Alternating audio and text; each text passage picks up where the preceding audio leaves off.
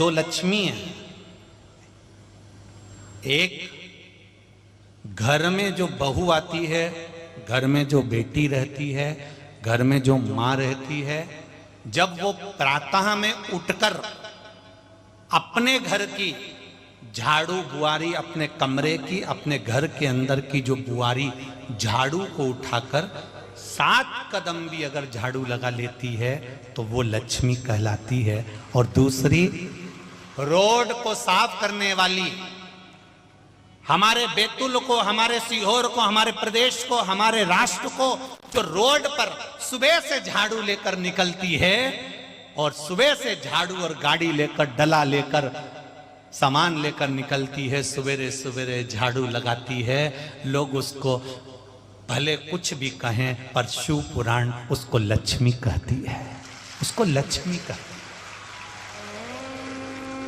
हमारा सनातन हिंदू धर्म कहता है कि सवेरे सवेरे अगर कोई झाड़ू लगा रही है, वो रोड पर झाड़ू लगाने वाली माता अगर रोड पर झाड़ू लगा रही है और तुम किसी शुभ कार्य के लिए जा रहे हो और झाड़ू लगाने वाली झाड़ू लगाती हुई निकल जाती है तो हमारा कार्य सफल हो जाता है, ये सनातन हिंदू धर्म कहता है।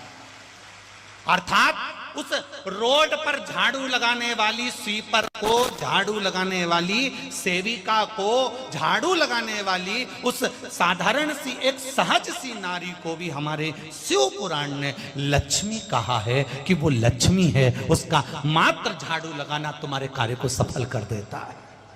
अब आज के जमाने में वो झाड़ू लगाने वाली तो लक्ष्मी अपना काम कर रही है, पर जो घर की जो लक्ष्मी है ना,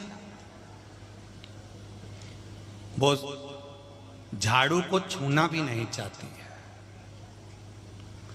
इसके बदले की झाड़ू भले वो बेरू लगा ले, पर ये नहीं लगाए।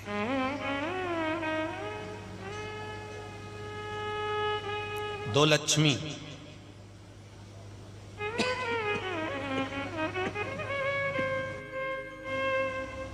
दो लक्ष्मी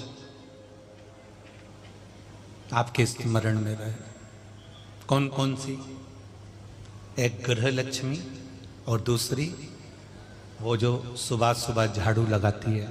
शुभ कार्य के लिए जा रहे हो, डलिया देख ली, उसकी झाड़ू देख ली, या वो झाड़ू लगाती हुई निकल गई, बोलो शुभ मानते कि नहीं मानते? उसको शुभ माना जाता है। हमारा कार्य सफल हो जाएगा, ये झाड़ू लगाती हुई निकली, अब भी यार मैं निकलूंगी और मेरा कार्य सफल हो जाएगा।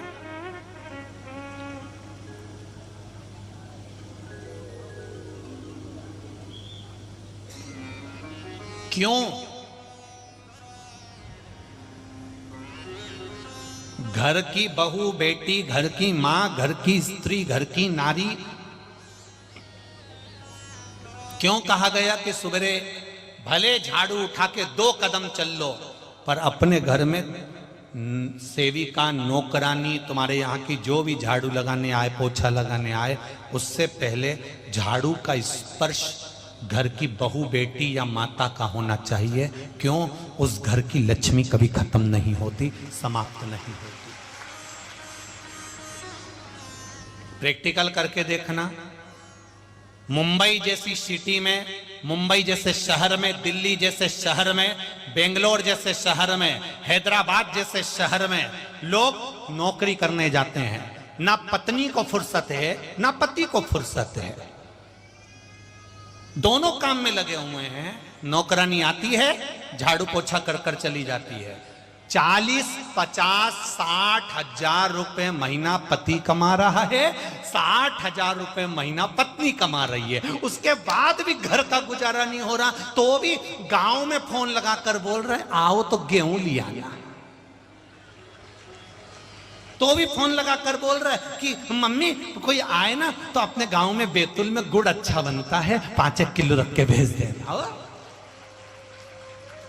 नहीं, अगर तुम्हें कहीं किसी को बुरा लगता हो तो बात दूसरी है, और लग जाए तो लग जाए, अगली बार मत बुलाना बैतूल, ऐसा कोई टेंशन वेंशन मत लो। और कथा तो कथा के लेवल से ही करके जाएंगे, अच्छा लगे चाहे बुरा लगे।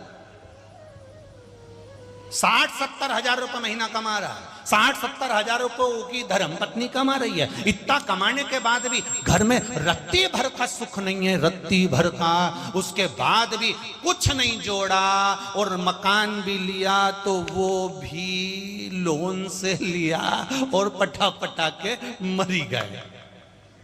उसका नाम है फ्लैट, जमा कर कर के पूरे गए लेट।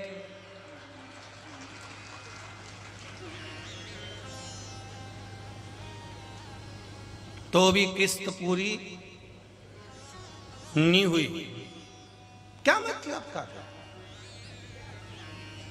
फिर उससे तो हमारा साधारण सा जीवन, मेरे बैतूल के भाई बहनों को देखो, भले कबेलू का मकान, छोटी सी जमीन, परंतु आज भी किसी से 1 रुपया उधार नहीं लेना, अपनी चादर जितनी उधर पांव पसारा, खाए पिया मौज करा, अपनी जिंदगी जी रहा है। उसके बाद भी राजसी सुख, उसके बाद भी राजसी ठाट। और वो इतना कमाने के बाद भी उनको सुख नहीं, उतना कमाने के बाद भी उनको सुख नहीं है। सोचो सोचो जरा, विचार करो। क्यों? क्योंकि उनके यहाँ वो झाड़ू सुबह से हाथ नहीं लगाई जाती, इसलिए वो कितना भी कमा ले उसको सुख नहीं मिल सकता। और हमारे यहाँ माँ झाड़ू उठाएगी या बहन उठाएगी या बहू उठाएगी, पर झाड़ू को हाथ जरूर लगाएगी, लगाएगी तो लक्ष्मी टिकेगी। ये हमारे यहाँ की लक्ष्मी का नियम है। उनके मंदिर में जाते हैं 1 लोटा जल चढ़ाने के लिए, भजन करने के लिए, या शिव महापुराण की इस पावन कथा में जब हम पहुंचते हैं, तुम्हें यहाँ तक लेकर जाने वाला या मंदिर तक पहुंचाने वाला कोई दूसरा नहीं होता। आपके स्वयं के पुण्य, आपका स्वयं का भजन, आपके स्वयं का कीर्तन, आपके स्वयं का मंत्र जाप, आपके स्वयं की माला जाप, आपके स्वयं का भगवत भजन आपको भगवान के दरवाजे तक ले जाता है, भगवान के मंदिर तक ले जाता है। ये कोई पुण्य हमारा है, कोई प्रबल पुण्य हमारा है, कोई भगवत भजन हमारा है, कोई कीर्तन हमारा है, जिसके बल पर हम यहाँ बैठे हैं। अगर हमारा पुण्य नहीं होता, हमारा सत्कर्म नहीं होता, या हमारा मंत्र जाप या माला जाप प्रबल नहीं होता, यदि हमने भगवान का भजन नहीं किया होता, तो शायद ये विश्वास मानकर चलिए कि आप यहाँ नहीं बैठते, आप अपने काम धंधे में लगे होते। उसके हो इसलिए उसने यहाँ बुला लिया, उसके हो इसलिए उसने यहाँ पर आपको आमंत्रित कर लिया।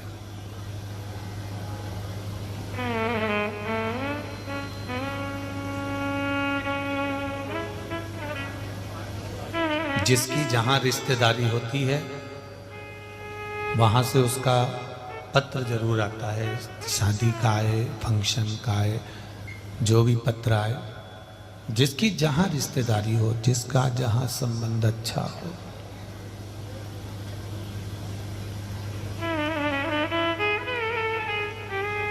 कोई कोई व्यक्ति ऐसा होता है कि उसकी परिवार में ही रिश्तेदारी अच्छी नहीं होती और मोहल्ले में अच्छी होती है, तो वो परिवार की शादी छोड़ेगा और मोहल्ले की शादी में जाएगा।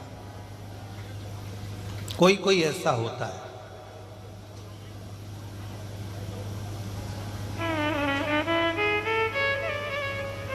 संबंध देखा जाता है, आपकी रिश्तेदारी देखी जाती है, आपका संबंध देखा जाता है। जब संबंध अच्छा होगा, जब रिश्तेदारी ठीक होगी, संबंध अच्छा होगा, तो शिव महापुराण की कथा में यदि आप आए हुए हो, मंदिर तक यदि आप गए हो, भजन में अगर आप गए हो, कोई सत्कर्म में, कोई पुण्य में आप गए हो, तो समझ लो कि आपकी देवाधिदेव महादेव से रिश्तेदारी अच्छी है, इसलिए आप कोई सत्कर्म की ओर आगे बढ़ रहे। गला पकड़ रहा है, उसको देख।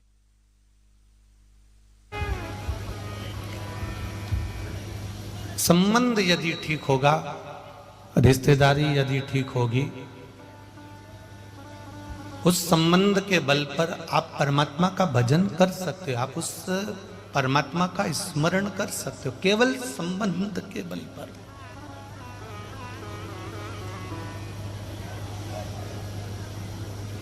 बस वही संबंध राम नाम और कृष्ण नाम का, शिव नाम का हो, वही संबंध भगवत भजन का हो, वही संबंध परमात्मा के मंत्र जाप का, नाम जाप का हो।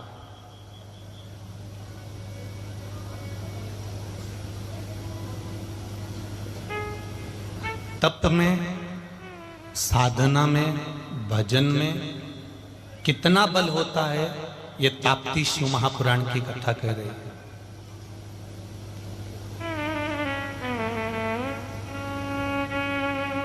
छाया के गर्भ में माता संज्ञा जिस छाया को छोड़कर गई थी, उस छाया के गर्भ में जो संतान थी,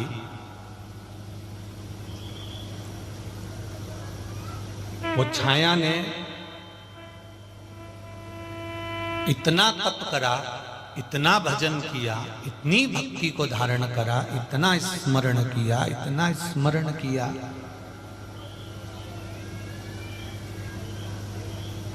कि गर्भ में जो संतान है वो भी तप करने वाली हुई, वो भी भजन करने वाली हुई, वो भी कीर्तन करने वाली हुई, वो भी मंत्र जाप करने वाली, नाम स्मरण करने वाली हुई।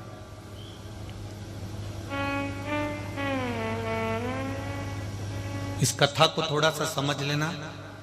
जितने भी लोग आप लोग कथा में आए हैं और जितने लोग आस्था चैनल पर सुन रहे हो, फेसबुक यूट्यूब पर कथा सुन रहे हो, आप इसको जरा ध्यान से सुनना कि तप बल की परिभाषा किसको कहते हैं। ब्यूटी पार्लर में जाकर वो सुंदरता नहीं मिल सकती जो महादेव के दरवाजे पर जाकर मिलती है।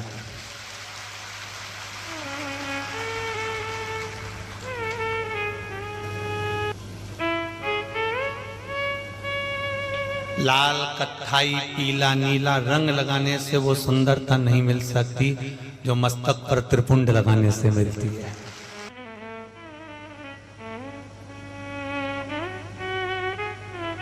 गले में ढेरों सोने के हार पहन लो, एक बार प्रैक्टिकल करके देखना कहीं सीहोर वाला महाराज झूठ तो नहीं बोल गया। तुम्हारे घर में जो रकम हो सोने चांदी की, हीरे पन्ने की, वो सब पहन लेना और उसके ऊपर लाल धागे में एक रुद्राक्ष लटका के रख लेना। उसी रकम के साथ, उसी रकम के साथ सोने की रकम पर किसी की दृष्टि जाएगी कि नहीं जाएगी, तुम्हारी सहेलियों की, तुम्हारी बेस्ट फ्रेंडों की, पर यह पक्का है उस रुद्राक्ष पर उसकी दृष्टि जाएगी और वो पूछ ही लेगी, क्यों, कहां से ले, पूछेगी, उसका रुद्राक्ष पर ध्यान जाएगा।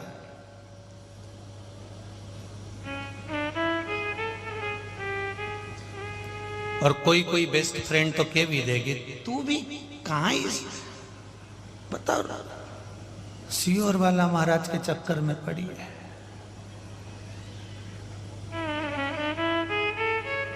अब उसको कह देना ये रुद्राक्ष सीहोर वाला महाराज का चक्कर नहीं है, ये महादेव का चक्कर है।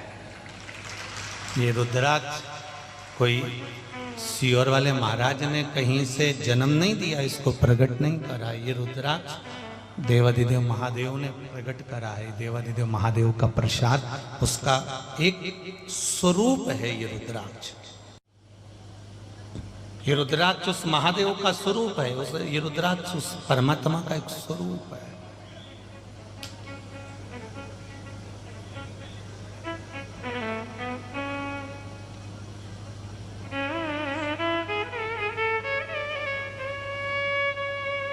कलर लगाने से शोभा नहीं, चंदन का त्रिपुंड लगाने से शोभा है। गले में रुद्राक्ष धारण करने से शोभा है।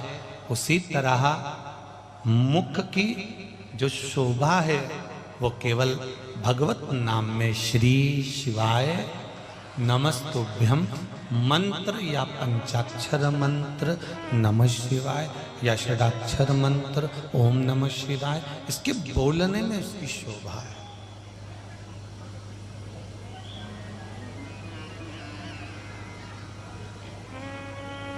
आप जितना गुनगुनाओगे इस मंत्र को उतना उस मुख की शुद्धता बढ़ती चली जाएगी।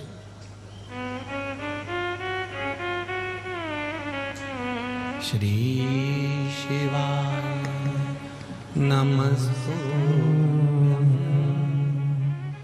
श्री शिवाय नमस्तुभ्यं। जितना गुनगुनाओगे आप, जितना उसका स्मरण करोगे, जितना कीर्तन करोगे, जितना मंत्र जाप करोगे, अपने मुख की शोभा बढ़ती चलेगी। भजन का बल बढ़ता चले जाएगा, नाम बल बढ़ता चले जाएगा।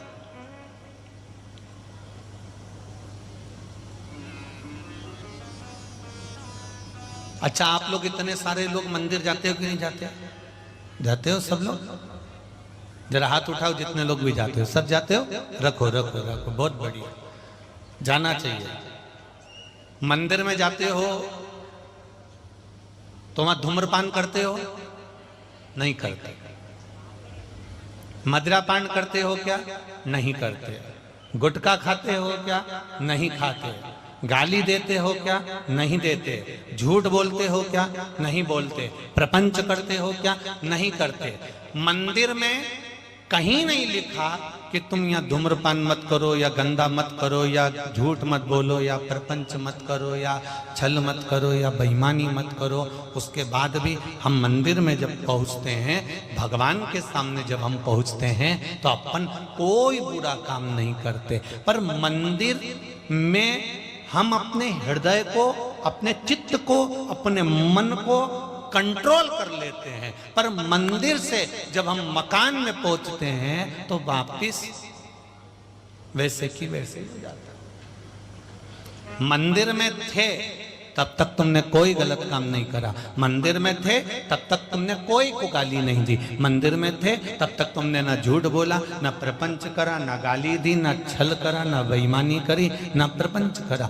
मंदिर से तुम मकान में पहुंचे तो तुम वापिस उसी गलत काम में फिर लग गए। किसी का मोबाइल आया, झूठ बोल दिया, कपट कर दिया, बेईमानी कर दी, धूम्रपान कर लिया, गुटखा खा लिया, फिर कोई गलत काम कर लिया।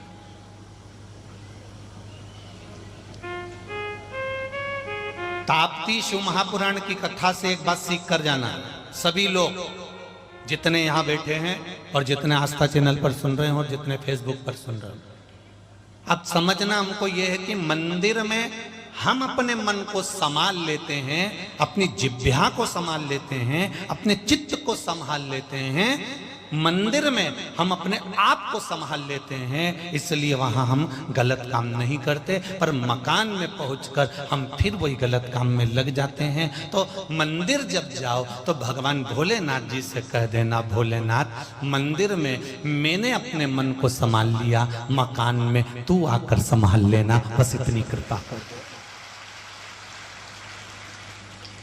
मंदिर में हम संभाल लेंगे कि हम झूठ नहीं बोलेंगे। मंदिर में हम संभाल लेंगे कि हम धूम्रपान नहीं करेंगे। मंदिर में हम संभाल लेंगे कि हम व्यसन नहीं करेंगे। मंदिर में आकर हम संभाल लेंगे कि हम गलत कार्य में नहीं डूबेंगे। पर मकान में आकर तुझे संभालना है, मकान में आकर तुझे संभालना है कि भोलेनाथ फिर हमसे इस शरीर से कोई गलत काम मत करवाना, वो तू जान और तेरा काम जाने, फिर तू संभाल, तेरे बल पर तेरे मंदिर में आना मेरा काम है और मेरी बिगड़ी बनाना तेरा काम है। हम अगर वहां तक पहुंच भी गए, हम अगर वहां तक चले भी गए, फिर उसके बाद में वो संभाला।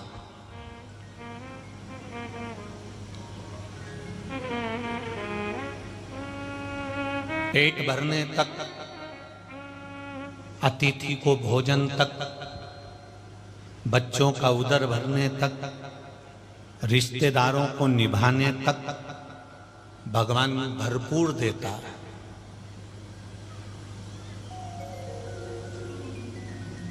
उसके बाद जो भगवान दे रहा है वो तुम्हारे लिए दे रहा है कि पेट भरने के अलावा, परिवार को संभालने के अलावा, तुम्हारे बच्चों के पेट भरने तक, परिवार तक मैंने तुमको दिया, और उससे ज्यादा अगर तुम्हें प्राप्त होने लगे तो समझ लेना कि हमारे पूर्व का कोई पुण्य हमारे साथ में है, इसलिए हमको भगवान ने इतनी गाड़ी, इतना बंगला, इतनी जायदाद, इतनी सत्ता, इतना वैभव दिया। अब पेट भरने से ज्यादा यदि तुमको मिल रहा है तो तुम उसको परमात्मा की कृपा मानकर चलना कि ये हमारा पूर्व का जो मिला वो आज प्राप्त हो रहा है, और आगे के जीवन को सुधारने के लिए परमात्मा ने ये हमको देना चालू किया। पेट भरने से ज्यादा, परिवार के भरण पोषण से ज्यादा यदि आपको मिलने लगे, भगवान खूब देने लगे, तो समझ लेना कि अब ये हमारा आगे का जन्म सुधारने के लिए, आगे का जन्म संवारने के लिए हमारे पूर्व के पुण्य को भगवान अब देना चालू करा है, और हमें 1 रुपए की जगह 2 रुपए दे रहा है, हमें 1 गाड़ी की जगह 2 गाड़ी दे रहा है, हमारे थोड़ी सत्ता की जगह ढेर सारी सत्ता दे रहा है। अब ये वो कृपा कर रहा है, अब ये वो करुणा कर रहा है। और सरल भाषा में समझ लो, एक सेठ जी ने एक नौकर से कहा, जा ये 500 रुपए ले जा, बाजार से सामान लिया। नौकर गया, 500 रुपए का सामान लिया, या सेठ जी ने हिसाब ले लिया। फिर दूसरे सेठ जी ने अपने नौकर को बुलाया, दूसरे सेठ जी ने अपने नौकर को बुलाया, और नौकर को बुलाकर कहा, ये ले 500 रुपए, सामान लिया ना, इसका हिसाब दे देना, और ये ले 10 रुपए, ये तू तेरे ऊपर खाने पीने में खर्च कर लेना, इतनी दूर जाएगा तो खा लेना, जा।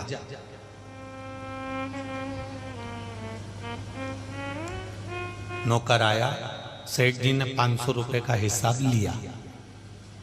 जब दिए थे 500 रुपए तो हिसाब भी लिया, पर जो 10 रुपए खाने के लिए दिए थे उसका हिसाब सेठ जी ने लिया क्या? जम के बोलो, नहीं लिया। क्यों? क्योंकि सेठ जी ने वो 10 रुपए अलग से दिए कि ये तेरे हिसाब के हैं, तू खा पी लेना। अब वो नौकर गया इतनी दूर 5 किलोमीटर, और सेठ जी के पास आकर चक्कर खा के नीचे गिर गया, और सेठ जी ने कहा कि क्यों रे, मैंने तेरे को 10 रुपए दिए थे, गला पकड़ रहा है, मैंने तेरे को 10 रुपए दिए थे, तूने वो 10 रुपए कहाँ नाश कर दिए, तूने वो 10 रुपए कहाँ लगा दिए, वो 10 रुपए तूने करे क्या जो तू चक्कर खा के गिर गया? सेठ जी, डॉक्टर कह रहा है कि तुझे चक्कर इसलिए आए क्योंकि तू भूखा प्यासा रह गया, तो चक्कर अगर तुझे आए तो तूने 10 रुपए का क्या करा, ये बता।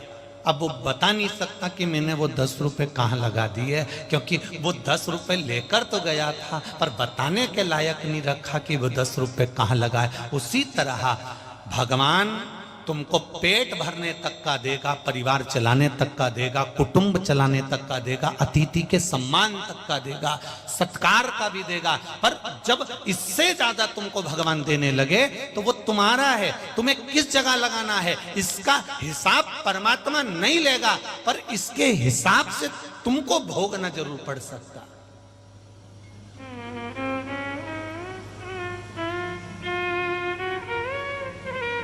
वो 10 रुपए का हिसाब वो ले सकता है। एक माँ ने 100 रुपए बच्चे को दिए, और माँ ने कहा, ले, एक साबुन लिया ना कपड़ा धोने का, एक नहाने का साबुन लिया ना, और सुन, आता आता दांत घिसने का ब्रश लिया ना, और पेस्ट लिया ना। अब 100 रुपए देकर भेजा, वो गया बाजार, 100 रुपए का सामान लेकर आया, और माँ ने उससे हिसाब लिया। अब बैतूल की माताएं भले हिसाब नहीं ले तो बात दूसरी है। 100 रुपए का हिसाब अपने बेटे से लिया। क्यों? साबुन कितने का लाया? मम्मी 10 रुपए का। कपड़ा धोने का साबुन 10 रुपए का, ब्रश 20 रुपए का, पेस्ट 20 रुपए का, बाकी का ला। तो उसने पूरा हिसाब दे दिया। जब एक मां 100 रुपए का हिसाब ले सकती है तो वो भी तो 100 साल का हिसाब लेगा कि नीचे जाकर करा क्या था तूने। 21,600 श्वास तुझे मिली थी, उस 21,600 श्वास में केवल मेरा मेरा मेरा मेरा मेरा के कर मर गया और आखिरी में बकरा और बकरी का जन्म पा गया।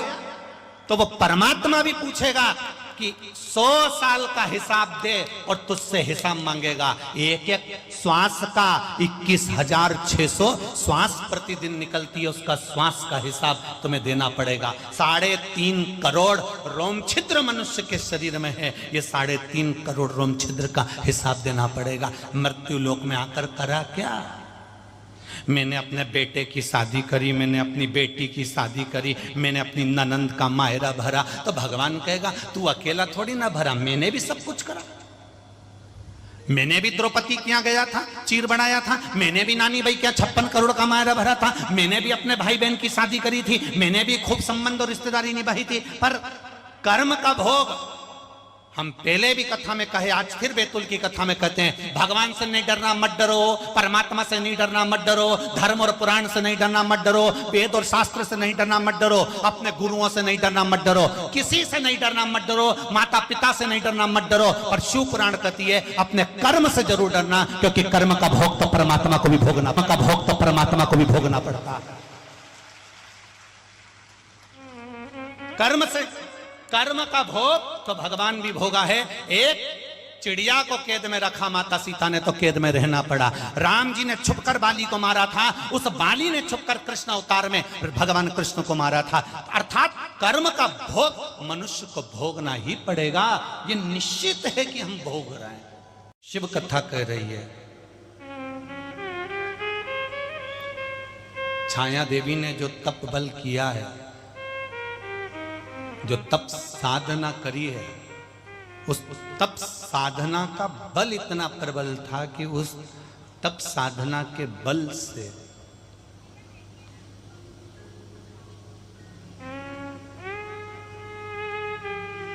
गर्भ में जो संतान है वो दोनों तप के बल से, बहुत तप के बल से,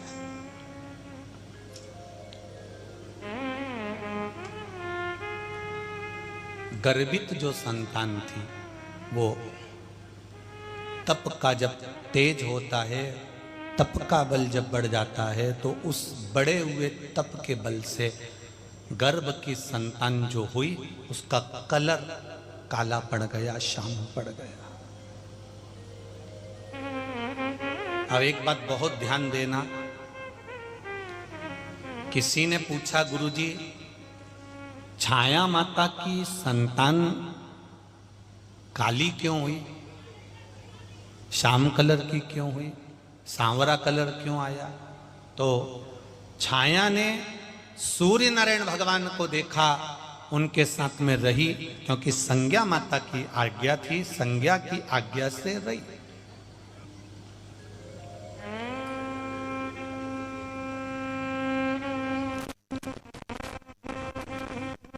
और छाया मन में विचार करती थी, यम और यमुना दोनों को देखकर विचार करती थी कि भगवान मुझे भी संतान ऐसी तेजवान देना, मुझे भी संतान देना तो ऐसी तेजवान देना। अब भगवान ने संतान तो दी, पर यम और यमुना जैसे सांवरे थे वैसा ही उसका ही स्वरूप इन्होंने इस छाया के गर्भ की संतान को दे दी।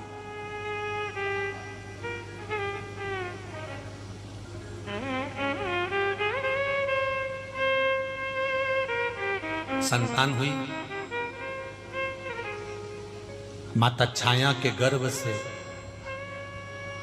जरा देखिएगा,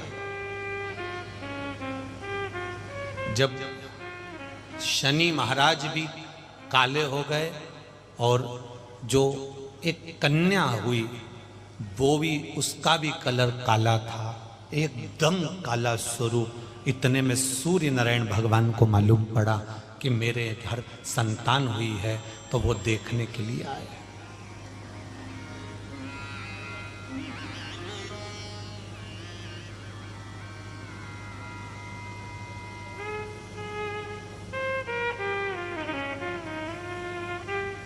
जो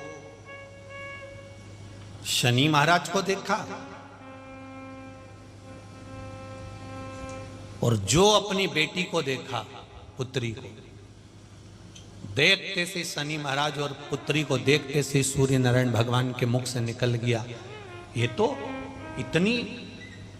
इतनी भयंकर, जैसे मां पार्वती ने एक रूप रखा था भद्रकाली का, ऐसी भद्रा काली जैसी दिख रही है। और ये मेरा पुत्र इतना भयंकर काला, भय उत्पन्न हो गया। सूर्य नारायण भगवान ने कहा ये मेरी औलाद नहीं है, ये मेरी संतान नहीं है। छाया माता को अपशब्द सूर्य नारायण भगवान ने कह दिया, कहा।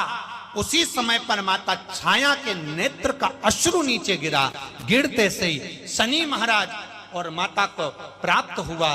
दोनों भाई बहन जैसे बड़े हुए, स्वरूप उनका काला था दोनों का। इतने में शनि महाराज को क्रोध आ गया और क्रोध आते से ही उन्होंने देखा कि मुझे मेरे पिता अपशब्द कहते चल जाता, पर मेरे पिता ने मेरी बहन और मेरी माता को अपशब्द कहा है। शनि महाराज ने दृष्टि दे दी। जैसे ही दृष्टि दी, सूर्य नारायण भगवान के घोड़े बिलखने लगे, आगे बढ़ते ही नहीं थे, आगे बढ़े ही नहीं।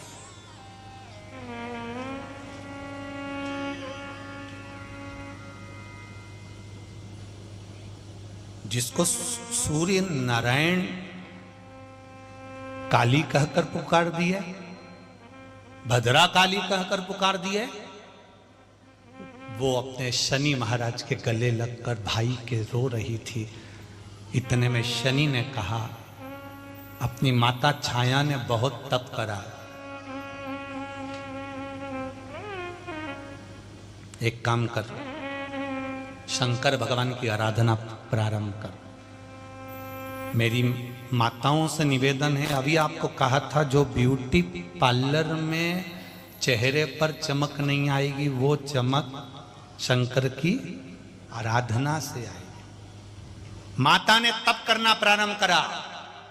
शनि महाराज को गोरा होना नहीं था, पर माता ने जब तप करना प्रारंभ करा, जो बहन ने तप करना प्रारंभ करा, ऐसा तप, ऐसा तप, ऐसा तप, घोर तप देवाधिदेव महादेव का करा। महादेव का सिंहासन तो नहीं हिला, पर माता पार्वती का सिंहासन हिल गया। पार्वती जी का सिंहासन हिला और माता जगत जननी पार्वती आकर खड़ी हो गई। उस जिसको भद्रा काली कहा था, जिसके ऊपर हंसे थे सूर्यदेव, अपशब्द कहे थे सूर्यदेव अपनी ही पुत्री को, अपनी ही पत्नी को, वहां आकर मां गौरा, मां पार्वती, मां गौरी, महागौरी आकर खड़ी हो गई और तप कर रही उस स्त्री से, तप कर रही उस कन्या से कहा, तुझे क्या चाहिए? इतनी छोटी सी अवस्था में तू इतना तप कर रही है? इतनी छोटी सी तेरी अवस्था है और तू इतना तप कर रही है, इतना तप। माता गौरानी को देखकर, पार्वती जी को देखकर, उनकी सुंदरता को देखकर, उनकी गौरी माता को देखकर उस कन्या ने कहा, मेरे पिता ने ही मुझको काली कह दिया, भद्रा काली कह दिया। मां, कोई कन्या अगर किसी मां के गर्भ से अगर जन्म ले तो पार्वती माता से स्वयं मां ताप्ती कह रही है। मां, किसी मां के गर्भ से अगर कोई बेटी जन्म ले, बेटा भले सुंदर हो चाहे ना हो, पर मां ऐसी कृपा करना, किसी नारी के गर्भ से अगर बेटी जन्म ले तो उसको सुंदर जरूर बनाना, जिससे उसका विवाह हो जाए, उसको सुंदर जरूर बनाना। मेरी मां, इतना ताप्ती मैया ने केवल एक अपने लिए ही वर नहीं मांगा था माता पार्वती से, ताप्ती माता ने वर मांगा था संपूर्ण विश्व के कल्याण, संपूर्ण राष्ट्र के कल्याण। पार्वती जी ने कहा, क्या चाहिए तुमको? बस मां, मेरे पिता ने मेरा और माता का अपमान करा है, मेरे भाई शनि को बुरा लगा है, आप कृपा करेंगे तो सब कुछ मिल सकता है। पार्वती जी ने कहा, मैं जितनी सुंदर हूं, क्या मैं तुझे उतना सुंदर बना दूं?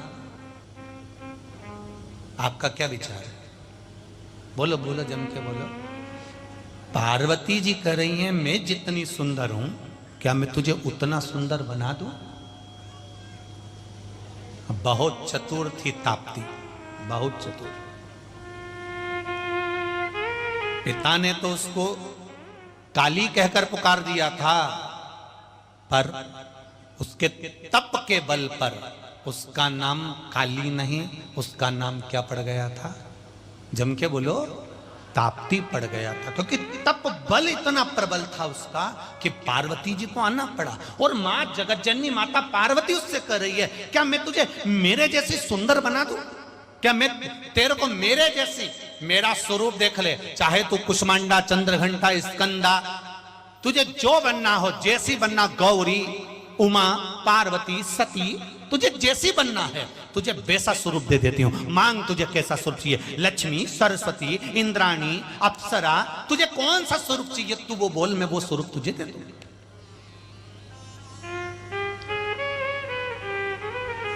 तू मांग ले तुझे कौन सा स्वरूप चाहिए।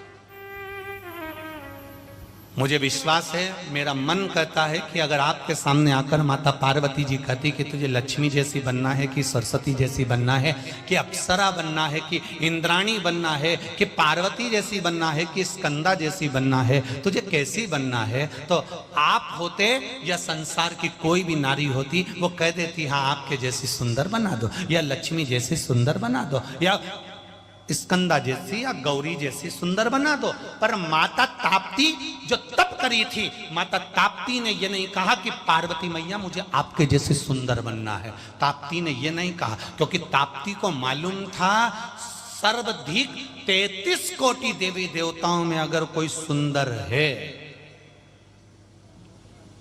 तो वो एक ही है, कर्पूर गौरम करुणावतारम संसार सारम। दुनिया में 33 कोटि देवी देवताओं में सबसे सुंदर हैं मेरे देव अधिदेव महादेव, सबसे सुंदर।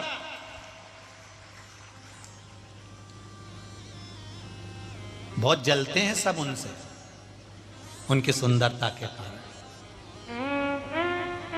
एक बार स्वयं गणेश जी ने भगवान शंकर जी से कह दिया था, पिताजी आप ये राख लपेट के रहते हो, राखोड़ी पूरे चेहरे पर लपेट के रहते हो, राख लपटे रहते हो, भस्म लगाए रहते हो, जटाजूट बांधे रहते हो, बताओ सांप बिच्छू लपेट के रहते हो, अच्छा लगता है तुमको?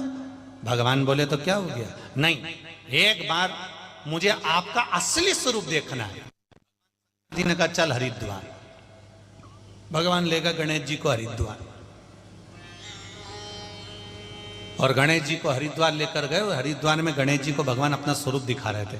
गणेश जी से कहा तू घाट पे बैठ जा, मैं अब भी नहा के आया। जो शंकर भगवान नहाने के लिए गंगा जी में गए, निकल कर आए तो केश खुले थे, कानों में सुंदर कर्ण फूल थे, नयनों पर त्रिपुंड लगा हुआ था, भगवान के बड़े बड़े नयन थे। और भगवान जो नहाकर बाहर निकले और गणेश जी उनको देखने के लिए 8 मुंह बना लिए। तब से गणेश जी अष्टविनायक हो गए।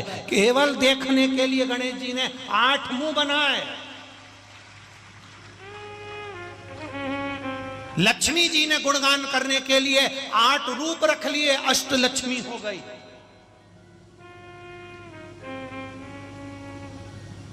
भगवान कृष्ण स्वरूप का दर्शन करने के लिए पूरा ब्रह्मांड उठा लिए, तलातल रसातल पूरा भगवान ने अपना स्वरूप का विस्तार कर लिया। राम जी देखे, सब देखे। गणेश जी महाराज ने जो भगवान को देखा, भगवान बोले गणेश जी कैसा लगा बेटा?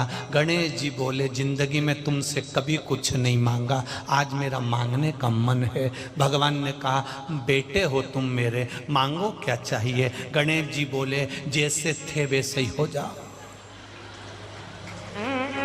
शंकर जी ने पूछा क्यों?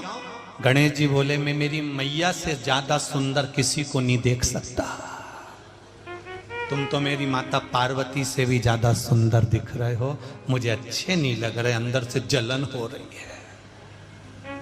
आधे से ज्यादा पति तुम्हारे चक्कर में तैयार नहीं होते हैं। और तुम टोकना चालू कर दोगे, किसको दिखाने जा रहे हो?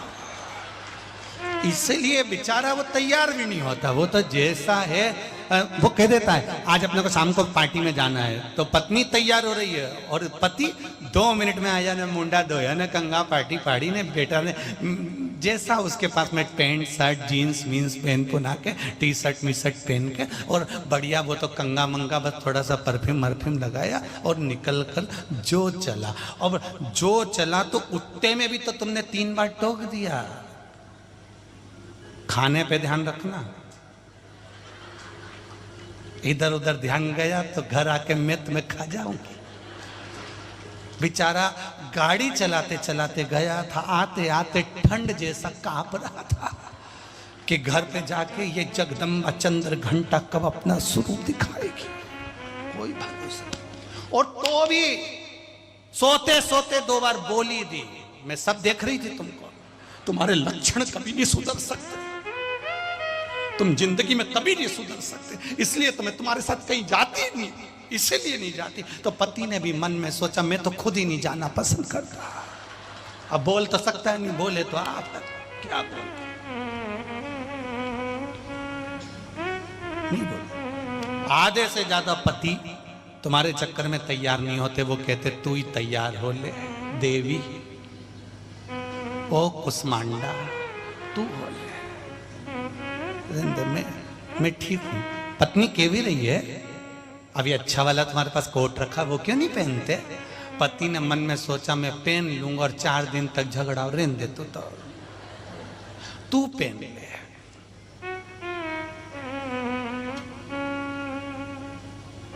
और बार बार पति से पूछ रही कैसी लग रही, 4 बार तो लाइन खींचती खींचती पूछ ली कैसी लग रही। पति बोला, अब बोले तो बोले क्या बेचारा, अब बोल भी नहीं सकता, नहीं तो मन तो था उसका बोलने के लिए कि ऐसी लग रही जैसे हरी घास में भैंस चल रही है। अब बोलने के लिए मन तो था पर बोल नहीं सकता, बोला। और वो कौन सा एक कहानी पढ़ते थे बचपन में, विक्रम और बेताल की, पति और पत्नी की कहानी बिल्कुल इनके जैसी है। तू बोला और मैं चला, तू बोला और झगड़ा चल। तो वो नहीं बोलता बेचारा, चुपचाप आएगा। ये रोटी खिलाते समय भी पूछती है कैसी लग रही है। पति नहीं बोल सकता कि रोटी ज्यादा जल गई है, फिर भी कहीं कहीं का समझदार होता है तो इशारे में कही देता है रोटी इतनी जोरदार बनी है तेरे दोनों नेन रोटी में नजर आ रहा है, मतलब 2 जगह से जल गई है। सब्जी बिल्कुल तू बोलती वैसी बन गई है, मतलब मिर्ची ज्यादा हो गई है। अब बोल तो सकता नहीं, क्या? गणेश जी ने कहा आप जैसे हो वैसे बन जाएगा। शंकर भगवान ने कहा क्यों गणेश, मैं इस स्वरूप में नहीं, नहीं नहीं पिताजी मुझको ये स्वरूप नहीं चाहिए, क्योंकि आप सुंदर इतने हो, इतने सुंदर, इसीलिए उस दिन से कह दिया गया सत्यम शिवम सुंदरम, मेरा शिव अति सुंदर है, उसके बराबर दुनिया में कोई सुंदर नहीं। इतना सुंदर, इतना सुंदर, इतना सुंदर कि लक्ष्मी जी की मां ख्याति देवी भी अपनी बेटी लक्ष्मी का विवाह शिव जी से करना चाहती थी, पर शंकर ने मना कर दिया था, क्योंकि लक्ष्मी जी को नारायण चाहते थे तो उनका विवाह नारायण से हो, उन्होंने मना कर दिया। इतने सुंदर थे कि लक्ष्मी भी ख्याति देवी शिव को दे रही थी। Big Basket, everything you need delivered now. भगवान शंकर को इतने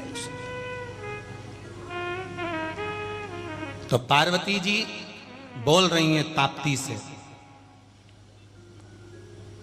पिता ने इनको काली कहा, पिता ने इनको अपशब्द कहा, पर माता का तप, शिव का तप जो करा, उस तप का बल कितना बढ़ा, उस तप का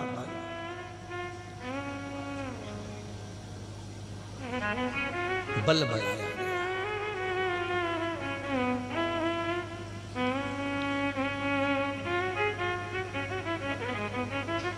महाराज गम की धूप में झुलस रहे हैं, प्यार की छैया कर दे।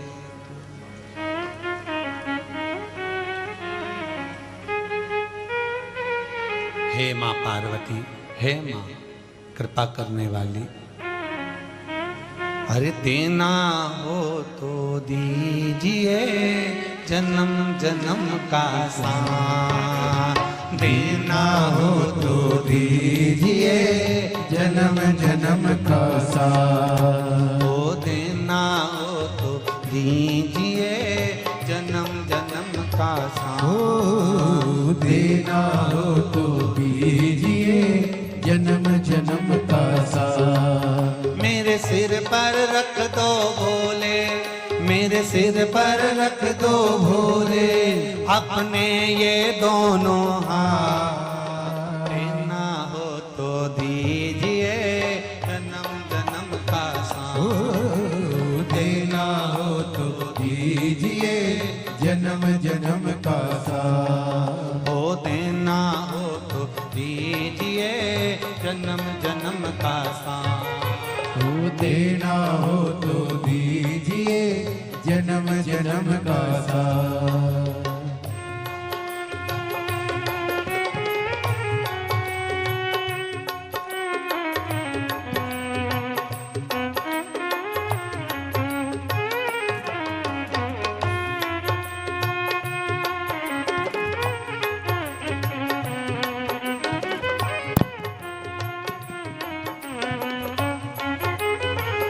भाव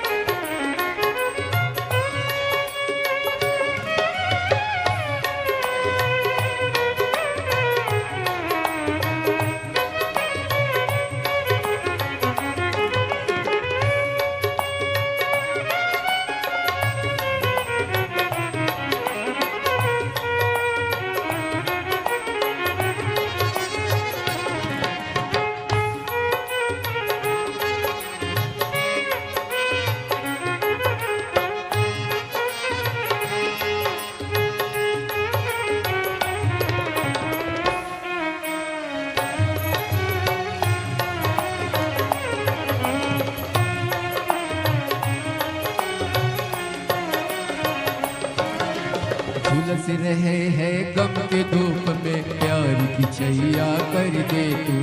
झुलस रहे हैं गम के धूप में, प्यार की छैया कर दे तू। बिन माझी के नाव चले ना, अब पतवार पकड़ ले तू। बिन माझी के नाव चले ना, अब पतवार पकड़ ले तू। मेरा रास्ता रोशन कर दे, वो मेरा रास्ता रोशन कर दे। छाई अंधियारी रात, देना हो तो दीजिए जन्म जन्म का साथ। देना हो तो दीजिए जन्म जन्म का साथ। मेरे सिर पर रख दो भोले जी अपने ये दोनों हाथ। मेरे सिर पर रख दो भोले जी अपने ये दोनों हाथ। देना हो तो दीजिए जन्म जन्म।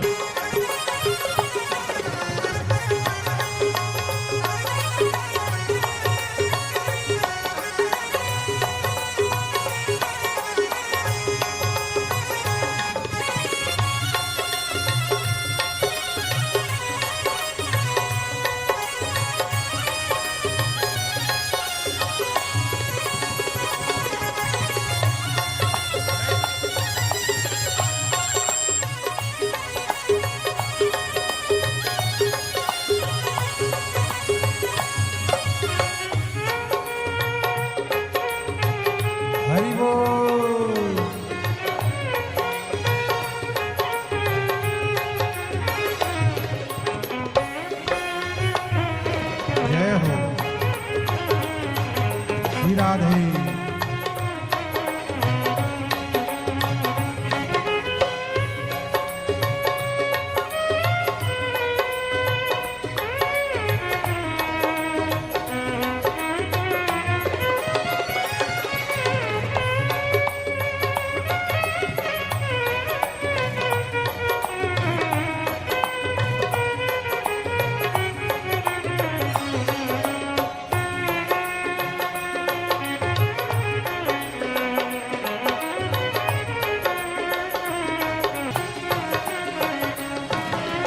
भोले तेरे चरणों की धूली धन दौलत से महंगी है। भोले तेरे चरणों की धूली धन दौलत से महंगी है। एक नजर कृपा की बाबा नाम इज्जत से महंगी है। एक नजर कृपा की बाबा नाम इज्जत से महंगी है।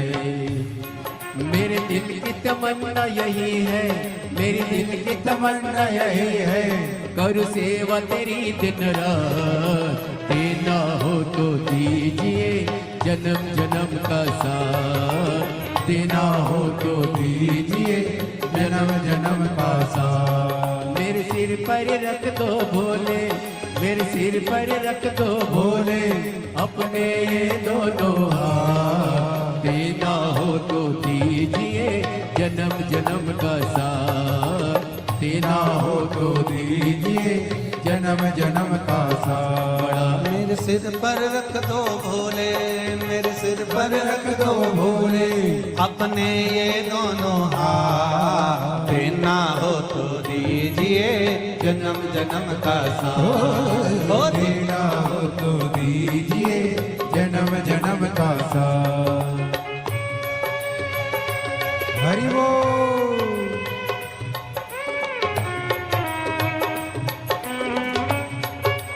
भोले।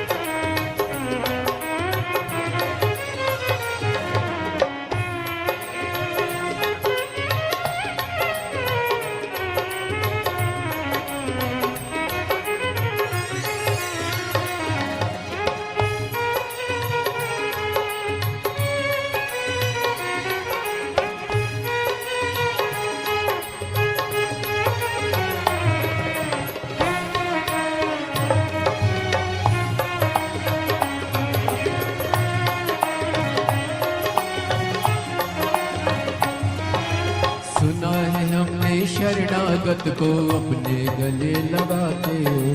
सुना है हमने शरणागत को अपने गले लगाते हो। सुना है हमने शरणागत को अपने गले लगाते हो। सुना है हमने शरणागत को अपने गले लगाते हो। ऐसा हमने क्या मांगा जो देने से घबराते हो। ऐसा हमने क्या मांगा जो देने से घबराते हो। चाहे जैसे भी रख भोले, चाहे जैसे भी रख भोले, बस होती रहे मुलाकात। देना हो तो दीजिए जन्म जन्म का साथ। देना हो तो दीजिए जन्म जन्म का साथ। मेरे सिर पर रख दो भोले, मेरे सिर पर रख रख दो भोले, अपने ये दोनों हाथ। देना हो तो दीजिए जन्म जन्म का साथ। देना हो तो दीजिए जन्म जन्म का साथ। हो देना हो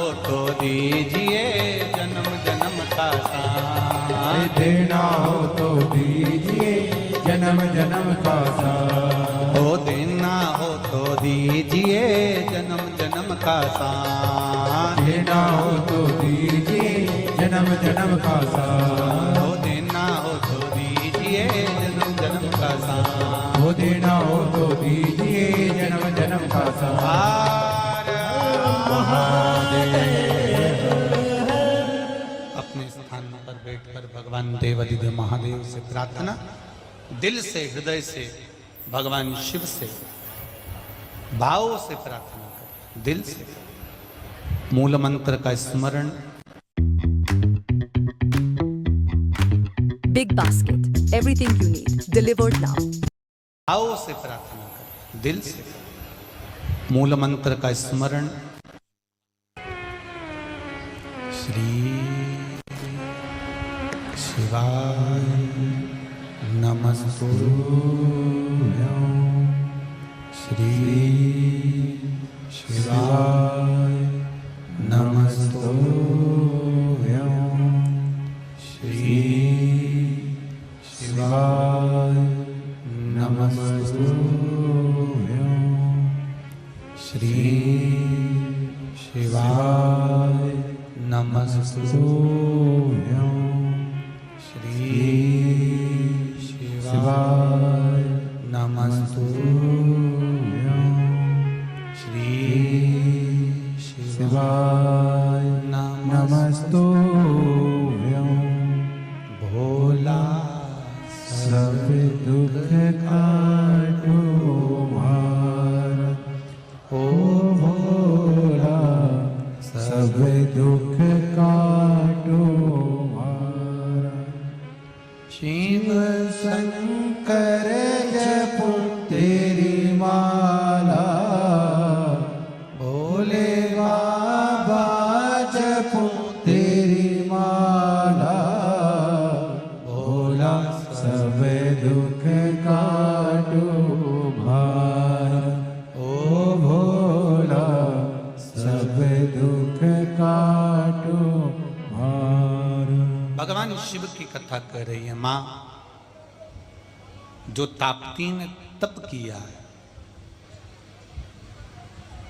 उनके तप का जो बल बढ़ा है, उनके तप का जो क्रम बढ़ा है, जो तप किया है, उस तप के बल पर स्वयं माँ पार्वती आकर खड़ी हो जाती हैं।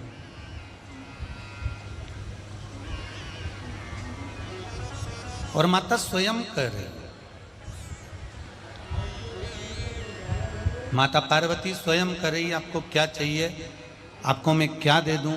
आपको मैं क्या प्रदान कर दूं? बोलो, तुम्हें क्या दिया जाए? तब स्वयं माता ताप्ती ने कहा, माँ कह रही है माँ कि आपका स्वरूप नहीं चाहिए मुझे, तो केवल देवाधिदेव महादेव का एक बार दर्शन चाहिए। केवल एक बार मैं देवाधिदेव महादेव का दर्शन कर लूं, मेरी जीवन सार्थक हो जाए। फिर देखिए कितना सुंदर प्रसंग, कितनी सुंदर बात यहाँ पर कही गई कि देवाधिदेव महादेव का केवल दर्शन, इसके सिवाय कुछ नहीं, केवल दर्शन। ठीक है, माँ पार्वती जी कैलाश धाम पर गईं और भगवान शिव से, बेस कम कर दो, भगवान शिव से उन्होंने प्रार्थना करी। भगवान देवाधिदेव महादेव से कहा, आप पधारो। एक छोटी सी कन्या तप कर रही है, एक छोटी सी कन्या तप कर रही है, और उसके तप बल पर मैं उसको दर्शन देने के लिए गई थी, परंतु उसने मुझसे कुछ मांगा नहीं है, केवल आपका दर्शन चाहती है। जरा ध्यान से सुनना, बैतुल के जितने लोग बैठे हैं और जितने आस्था चैनल के माध्यम से सुन रहे हैं, जितने फेसबुक यूट्यूब के माध्यम से सुन रहे हैं, वो जरा ध्यान लगा कर सुने कि ताप्ती माता ने क्या मांगा। केवल देवाधिदेव महादेव का दर्शन। और जो महादेव ताप्ती के सामने पहुंचे, जो महादेव भगवान शंकर माता ताप्ती के सम्मुख में पहुंचते हैं, माता ताप्ती के सामने पहुंचते हैं, ताप्ती महादेव का दर्शन करती हैं और महादेव ताप्ती को देखकर कहते हैं, बोलो तुमने तप कराए, साधना करिए, भजन कराए, कीर्तन कराए, मंत्र जाप कराए, स्मरण कराए, मांगो तुमको क्या चाहिए। ताप्ती ने कहा, आपका जैसा स्वभाव है, आपका जैसा स्वरूप है और आपका जैसा शीतल गुण है, बस वही आप मुझे प्रदान करिए। शिवजी ने अपना स्वरूप जो छुपा कर रखा था सुंदरता वाला, वो ताप्ती को दे दिया और वर दिया कि तेरे घाट पर मैं सदा विराजमान हूं। आप ताप्ती पुराण को अगर उठाकर पढ़ेंगे, ताप्ती पुराण को अगर देखेंगे, ताप्ती पुराण का यदि स्मरण करेंगे और ताप्ती पुराण को यदि आप उठाकर पढ़ेंगे तो उसमें ताप्ती माता के तट पर कई शिवलिंग का वर्णन है। माता ताप्ती के तट पर कई शिवलिंग का वर्णन किया गया। पढ़ी आप लोगों ने कि नहीं पढ़ी? पढ़ी है तो पढ़ी होगी तो उसमें वर्णन आप लोग सुनेंगे कि ताप्ती माता के तट पर जहाँ से माता ताप्ती का उद्गम हुआ है मुल्ताई के नज़दीक से, वहाँ से लेकर जहाँ सूरत के पास में जाकर माँ ताप्ती जो सागर में समाहित हुई है, वहाँ तक में कितने कितने कितने कितने शिवालय भगवान शंकर का स्वरूप विराजित है। भगवान देवाधिदेव महादेव वहाँ पर बैठे हैं, विराजित हैं।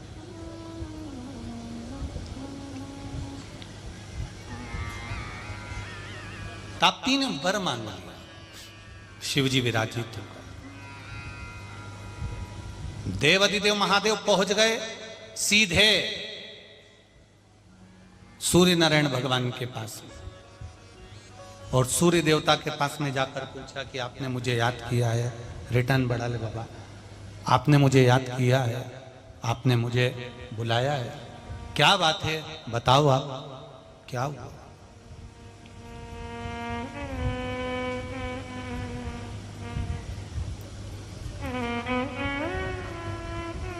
मुझे कैसे बुलाया आपने, कारण क्या है? सूर्य नारायण भगवान ने कहा, मेरे बेटे शनि ने मुझ पर दृष्टि दे दी है जिसके कारण मेरे अश्व आगे नहीं बढ़ रहे हैं, ये रथ रुक गया है, ये रथ थम गया है।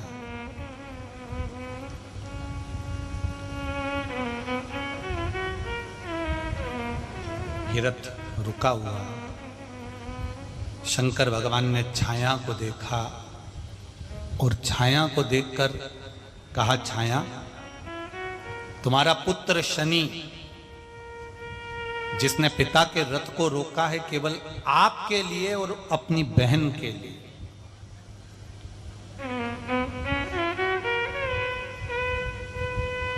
शनि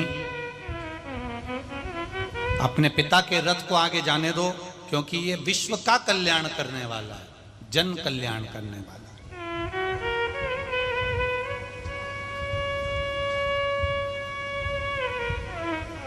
जब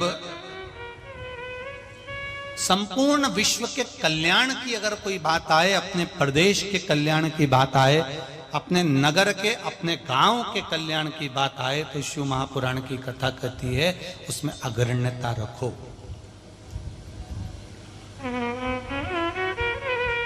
आप धर्म की जब बात आए तो आप अग्रण्य रहो। हम पहले भी एक बार कह चुके हैं, आज फिर कहते हैं, राष्ट्र के लिए, धर्म के लिए, सनातन धर्म की रक्षा के लिए और राष्ट्र की रक्षा के लिए,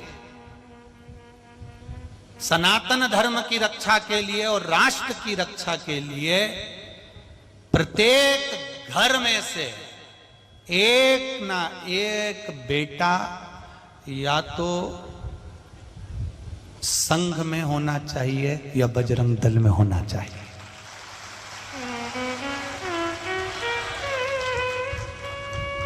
राष्ट्र की रक्षा के लिए और सनातन धर्म की रक्षा के लिए प्रत्येक घर में से एक पुत्र राष्ट्र रक्षा के लिए, सनातन धर्म की रक्षा के लिए अग्रणी रहे कि हमारा राष्ट्र कैसे बचे, हमारा सनातन धर्म कैसे बचे, हम भगवत भजन के बल पर हम कैसे बचा सकते हैं अपने राष्ट्र को। आज चारों तरफ ये सनातन धर्म को तोड़ने वाले लगे हुए हैं। वो तो मेरी ये माताएं सबसे अग्रण्य हैं जो राष्ट्र को आज भी संभाल कर रखी हुई है।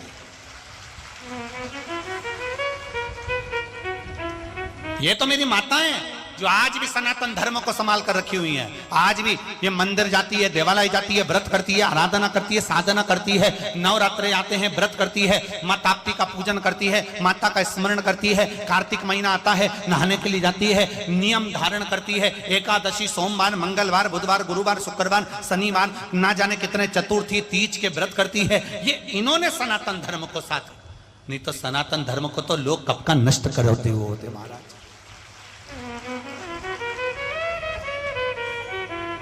ये आपको समाता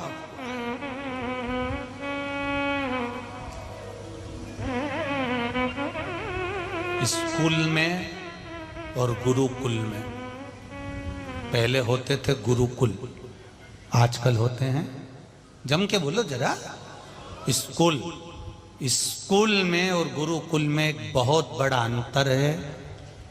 पहले गुरुकुल होते थे, उनको नष्ट किया गया क्योंकि अंग्रेजों को मालूम था अगर ये गुरुकुल रहेंगे तो गुरुकुल में पढ़ने वाला कभी नौकर नहीं बनेगा, गुरुकुल में पढ़ने वाला हमेशा राजा ही बनेगा। उनने कहा दुनिया के लोगों को नौकर कैसे बनाना है, यहां रहने वाले, इंडिया में, भारत में रहने वाले को नौकर कैसे बनाना है, तो उन्होंने कहा यहां स्कूल चालू कर दो, क्योंकि स्कूल में पढ़ेंगे तो ये किसी ना किसी कंपनी में नौकर बनेंगे और गुरुकुल में पढ़ेंगे तो फिर राजा बनकर पैदा हो जाएंगे। उन्हें गुरुकुल समाप्त कर दिया, स्कूल चालू कर दिया, और नए नए स्कूल, कॉन्वेंट, ऐसे ऐसे स्कूल चालू करे हैं जिसमें तुम्हें केवल यह सिखाया जाता है कि पैसे कैसे कमाना है, तुम्हें यह सिखाया जाता है धन कैसे कमाया जाए, तुम्हें यह सिखाया जाता है लोगों को बेवकूफ कैसे बनाया जाए, तुम्हें यह सिखाया जाता है कि तुम्हें चालाकी कैसे आए। हर स्कूल में यह सिखाया जाता है कि तुम दूसरे से धन कैसे निकाल सकते हो, पर गुरुकुल में पढ़ने वाले को यह सिखाया जाता है कि राष्ट्र की रक्षा कर कैसे सकते हो और अपने सनातन धर्म को कैसे बचा सकते हो। ये गुरुकुल और स्कूल में जमीन और आसमान का अंतर।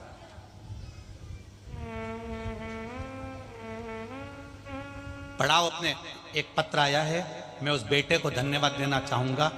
भजन के बीच में मुझे भी हंसी आ रही थी। उस बच्चे को, आदरणीय गुरुजी,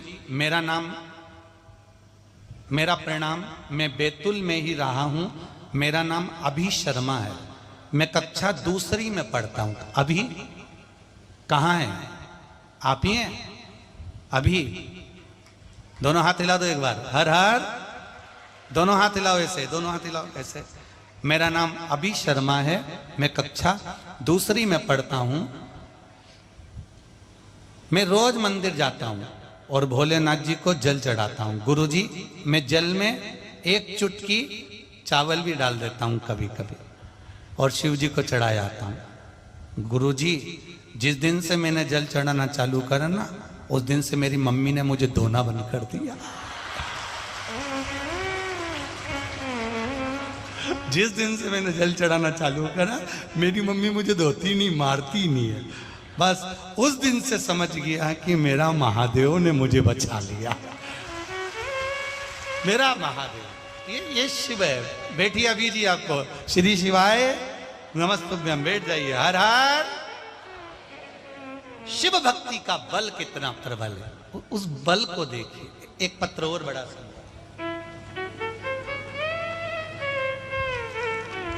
पत्र तो सभी सुंदर आए हैं बहुत, पर इतने पढ़ नहीं सकते।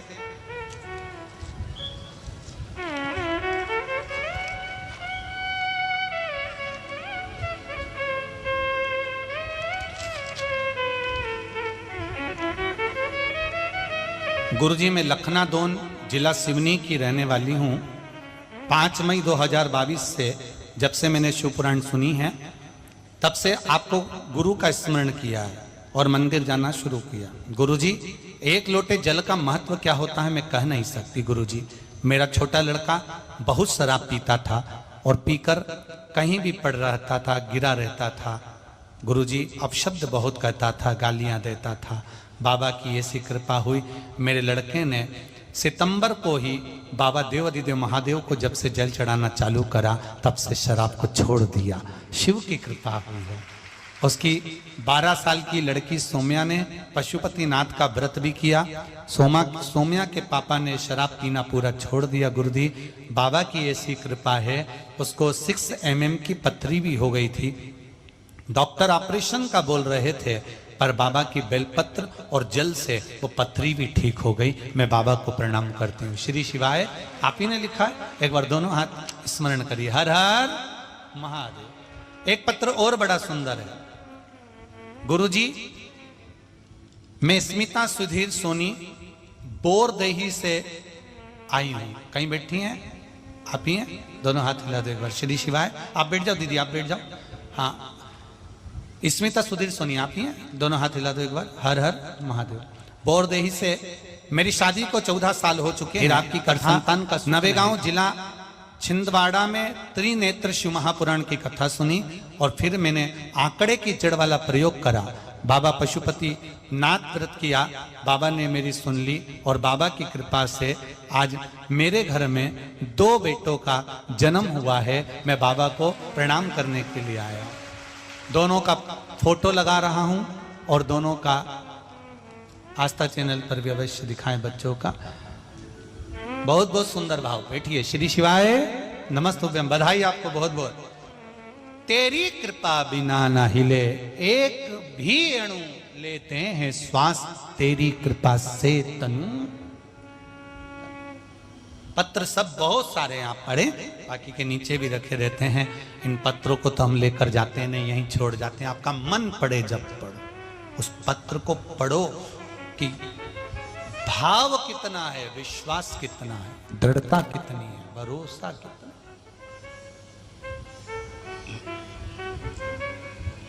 सारी समस्या का हल एक लोटा जल। शिव जी सामने,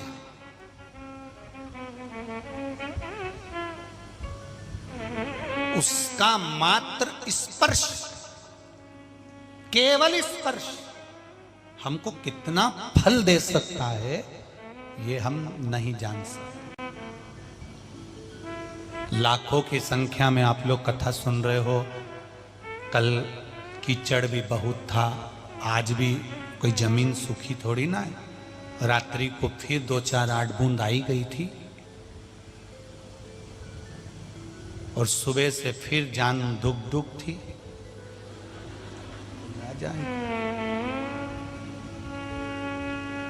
वो भी पूरी परीक्षा ले रहा है बैतुल वालों का, पूरी परीक्षा। रोज टेंट बढ़ाओ, रोज व्यवस्था बढ़ाओ। और सेवा वाले भी ऐसे हैं कि वो दिल से सेवा कर रहे हैं। आपकी सेवा को नमन है साहब, नमन का है। दिल से कर रहे हैं आप सेवा, ऐसा नहीं भाव। आप दिल से नमन आपकी सेवा को बहुत भाव से। और इतना कथा का रस, इतना प्रेम है आप श्रोताओं को कथा का कि कीचड़ में बैठ के सुन रहे हैं। अपने अपने घर से दरी लियाए, चटाई लियाए, आसन लियाए, कोई तो अपनी कुर्सी ने स्टूल तक लियाए, पर कथा नहीं छोड़ेंगे। चाहे कुछ ऐसी भक्ति का दर्शन दुनिया में कहीं नहीं हो सकता जो ये दर्शन यहाँ हो रहा है। कहीं नहीं हो सकता। बहुत मुश्किल है ऐसी भक्ति का दर्शन करना, बहुत मुश्किल। दिया शिव,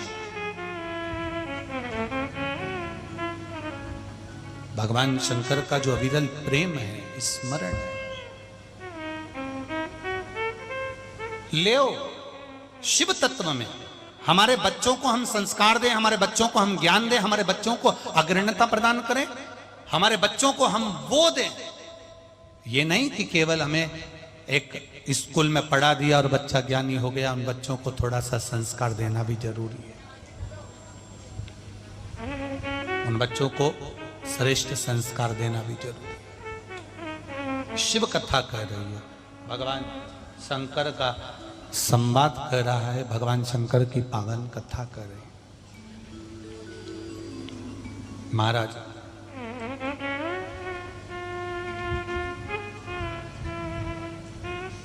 शिव भक्ति थोड़ी सी भी छू जाए तो हमारा जीवन सार्थक हो गया। मात्र थोड़ी सी, और सरल भाषा में समझिएगा, जो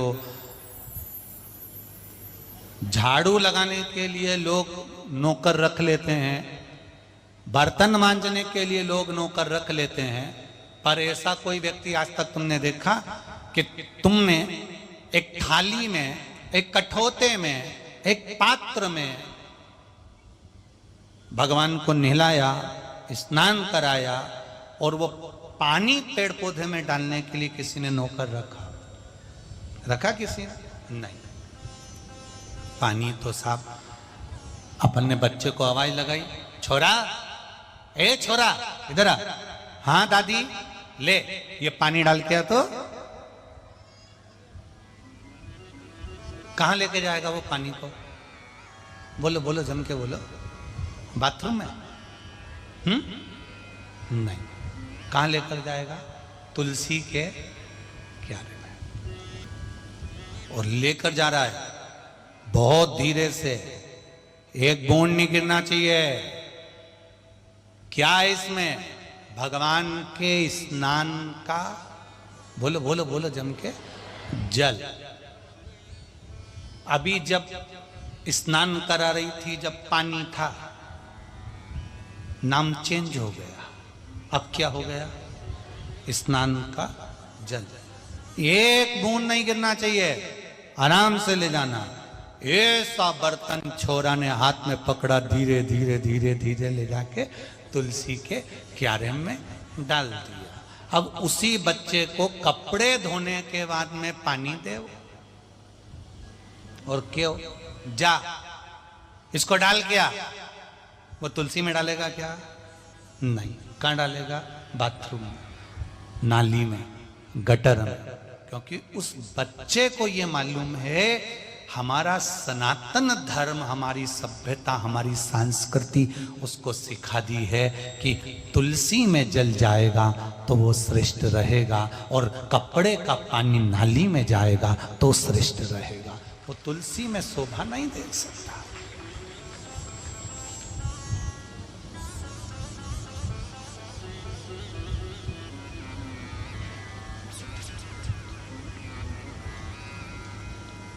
तुमने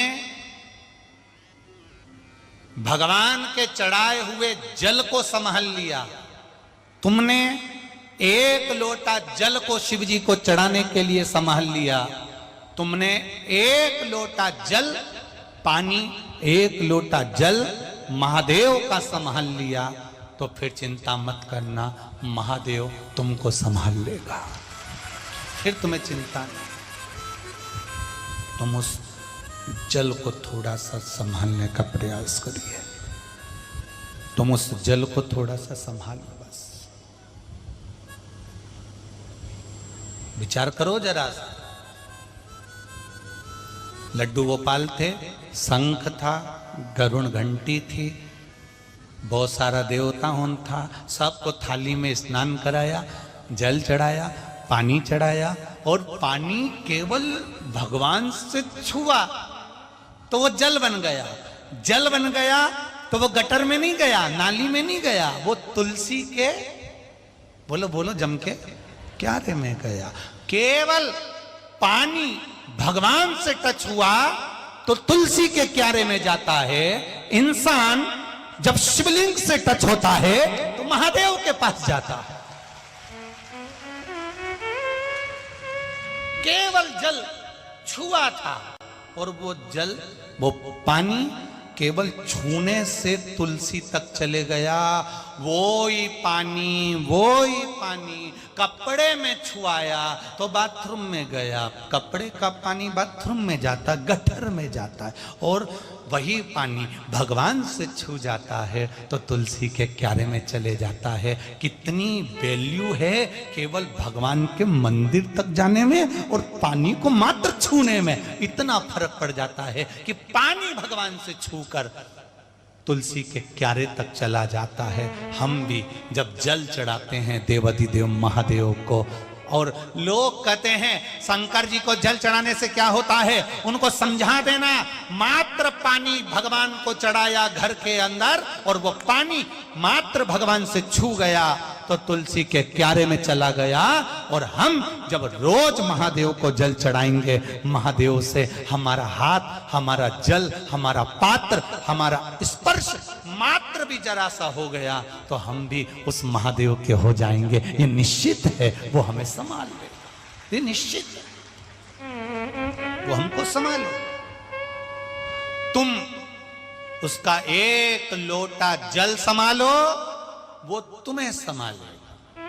तुम उसका भजन संभालो, तुम उसकी कथा संभालो, तुम उसका मंत्र जाप संभालो। तुम श्री शिवाय जम के बोलो जरा, श्री शिवाय नमस्तुभ्यम।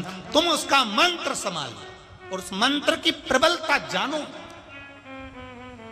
उस मंत्र की दृढ़ता जानो। हम आपसे भी कहेंगे। एक पत्र आया है, देखिए।